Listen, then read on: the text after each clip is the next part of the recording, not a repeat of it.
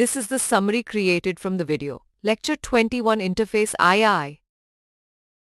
Java provides advanced features for interfaces, including standard built-in interfaces that offer utilities like iteration, cloning, and object serialization. Interfaces are defined using the interface keyword and can contain abstract methods and public, final, static variables, which must be overridden or implemented by classes. Classes can implement multiple interfaces, allowing for indirect multiple inheritance, and interface members act as globally shareable variables across classes.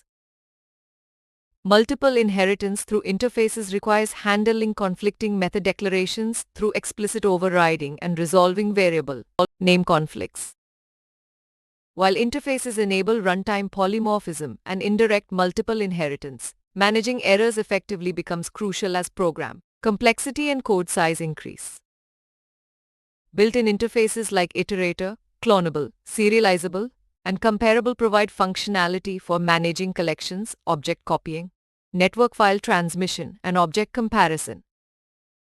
Developing robust, fault-tolerant programs in Java necessitates effective exception handling, which will be discussed in the next module.